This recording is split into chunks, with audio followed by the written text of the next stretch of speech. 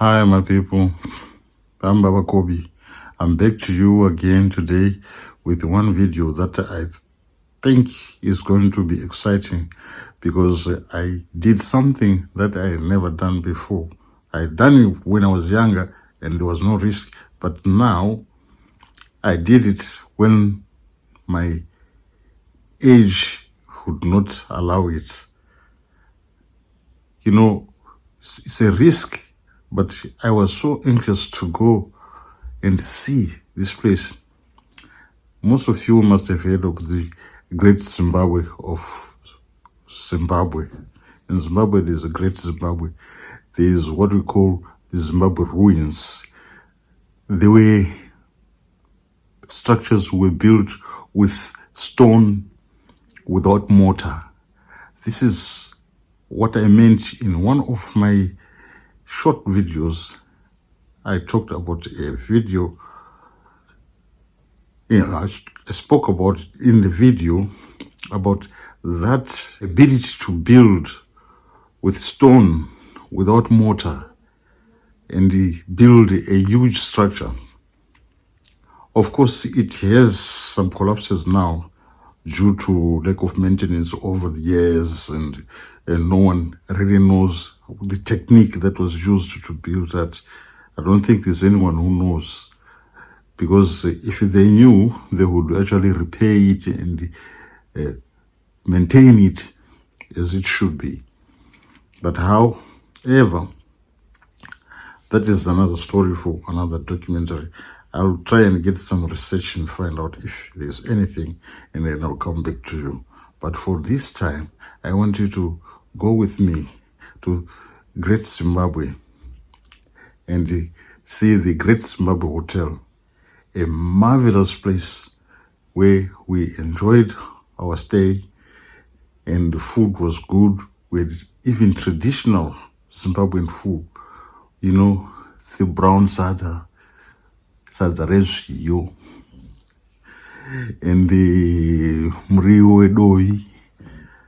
You know, that night we arrived late. They really accommodated us and made sure that we were welcome, and the chef made a special order for our meal to make sure we had a meal before we went to bed, because we had arrived late due to so much business in the country.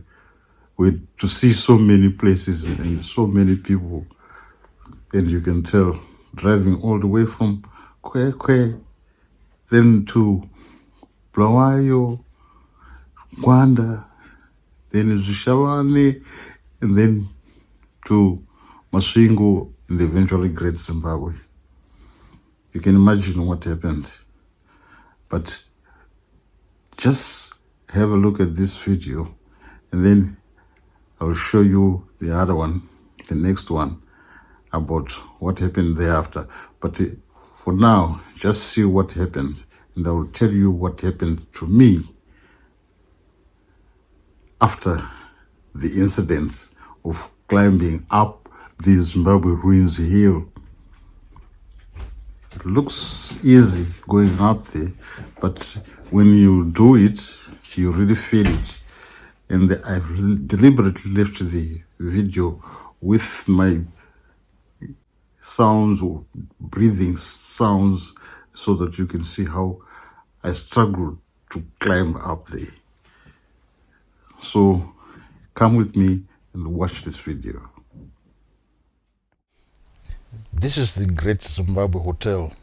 It has got a great restaurant and everything you think. As you can see me standing there, I proudly looked at it. Although, of course, the surfacing here was worn out, but it is a great place, I tell you. If you want to visit it, don't hesitate. You can go there and have a lovely time. And there they arrived, and we were examining the restaurant, and ordered our food, and we had our dinner late in the evening, as we were catered for, because we had arrived so late and look at pictures. The food looks great. We really enjoyed it, and it was traditional food. That's the good part of it. I think we had a nice holiday and a nice dessert after all.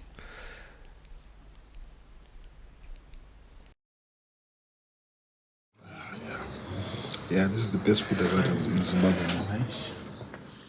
Sadzarizio and pork ribs. Good one. After the food was served, we just went to business and devoured it with the hunger that we had after driving for so long a distance, after long hours. You can see I was anxious to go to bed until the next morning when we began the business of climbing up. This is where it all started. Just wait and see. At first glance, it looked so easy. I thought I would just climb up there. I can't make it. I can't fail to do that. I thought I had the strength that I had when I was still a young miner. Up there. We'll see it when we get there.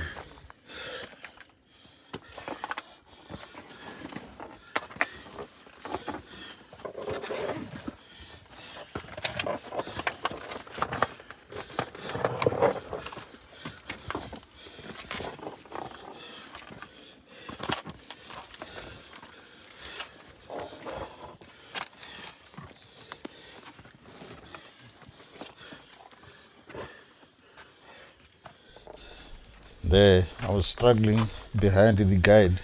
The guide was a beautiful young lady, and she walked gracefully in front of me as I followed, limping along and holding against the mortarless structures, the stones work.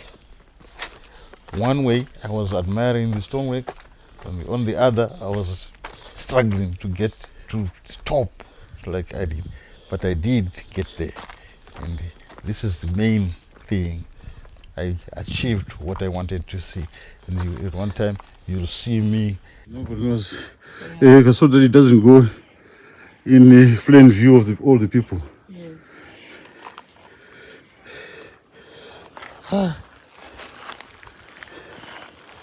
It's tunnel. 1 kilometer on. Where ceremonies were being conducted. For ceremonies. Yes, like hunting ceremonies, rainmaking ceremonies. So it was also used as a courtroom. This is where 6 of the Zimbabwean beds were found. One of the Zimbabwean bed was found in the new complex, the enclosure where it started, and the other one was found in the Valley enclosure. Okay, so one here, one in that enclosure, one downstairs. 6 of the Zimbabwean beds here. Yeah, 6 of them. Yes. Okay. So here we have a rock, which is shaped like a Zimbabwean bed. Where the king used to sit on top of that horizontal. That one there. Yes, that's where the king used to sit presiding over the ceremony. Presiding over the ceremony. Yes, and all the functions that will be taking place in this. Okay. So there was a staircase, a path going up there. All right. I'm BabaCobby, right at the top of the Zimbabwe ruins. From the king's view of his subjects below. What was the name of the king? Nesimba? Mtode. Mutota. Nesimba Mutota was the king. So he was part of the Monomotapa kingdom, isn't it? Yeah. All right. It was a difficult task, and I could feel it right there, as I had a bit of breathing problems, and I was just listening to. Out of view, I was fanning myself. As you can see, that head flipping there was me fanning myself. It was a great view from up there. I didn't make mistake missing that one. It was a good view.